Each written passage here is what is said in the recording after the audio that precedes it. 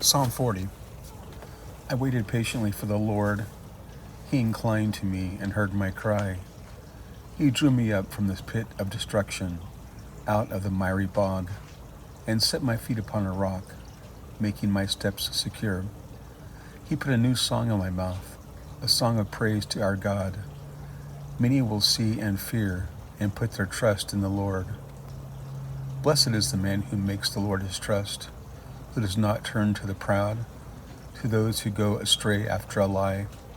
You have multiplied, O Lord my God, your wondrous deeds and your thoughts toward us.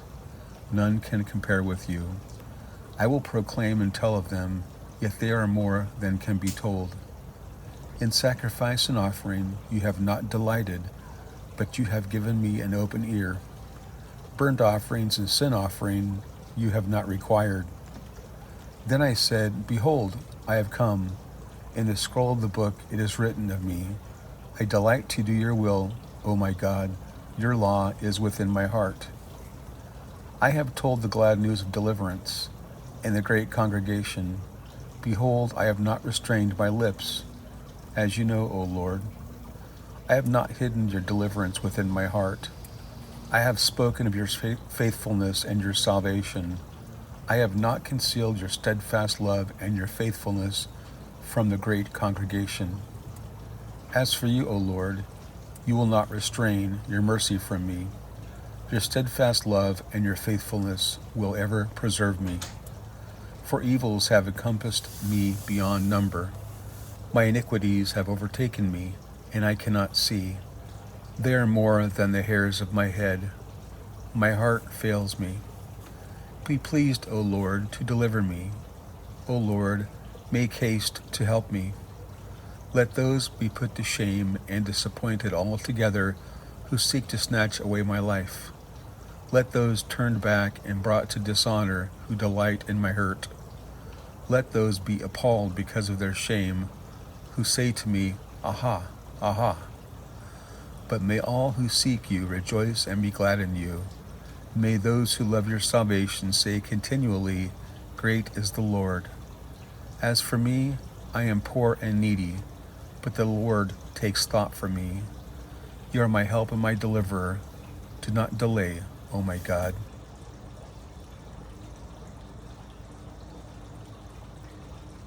Hello, friends. I'd like to thank you for listening to Psalm 40. And I'd like to read a little bit of a commentary now that I found. Just a bit of an explanation on Psalm 40 that maybe will bring some clarification to the chapter. Psalm 40 is a mixed genre psalm, combining the praise for a past deliverance with a present lament and prayer for future help. Attributed to David, the psalm testifies to God's faithfulness while also containing prophetic elements that foreshadow the Messiah. A key theme is the contrast between the insufficiency of animal sacrifice and the necessity of heartfelt, obedient surrender to God's will. The psalm can be divided into two main sections. 1. A testimony of past deliverance, as found in verses 1 through 10. The psalmist thanks God for hearing his cry and rescuing him from a horrible pit and a miry bog, setting his feet on solid ground. This salvation inspires a new song of praise, which serves as a public testimony to encourage others to fear and trust in the Lord. In this section, David acknowledges God's countless wonderful works. 2. A plea for present and future deliverance, verses 11 through 17. The mood shifts to a renewed petition as the psalmist faces fresh troubles, including enemies and overwhelming sins. He asks God to deliver him, bring shame to his foes, and give joy to all who seek the Lord. This part of the psalm also appears almost identically as Psalm 70. And there is some theological significance in Psalm 40. First, praise and testimony. The psalm opens with a powerful testimony of God's saving power. David recounts his patiently waiting and God's merciful intervention to lift him out of a desperate situation, an experience that gives rise to a new song of praise. This act of public testimony is not just for personal reflection, but is meant to impact others, leading them to also fear and trust in the Lord. The praise is rooted in the remembrance of God's wonderful works and thoughts toward his people, which are too numerous to recount. Obedience over sacrifice. The central and most overtly prophetic section of Psalm 40 contrasts the inadequacy of ritual sacrifices with the value of true heartfelt obedience to God, verses 6 through 8. The contrast. The psalmist declares that God does not delight in animal sacrifices and offerings. This is a common theme in the prophets. For example, 1 Samuel 15:22, Psalm 51:16, which expresses the priority of an inward disposition over mere external acts of worship. The prophetic fulfillment. The author of Hebrews in the New Testament applies these verses directly to Jesus Christ, arguing that Jesus' perfect, obedient life and self-sacrifice fulfill and supersede the Old Testament sacrificial system, Hebrews 10:5-10. Jesus is the ultimate better David, who perfectly embodies the desire to do God's will and offers himself as the final sacrifice. The ongoing need for deliverance. The psalm concludes with a shift from past praise to a present and future plea.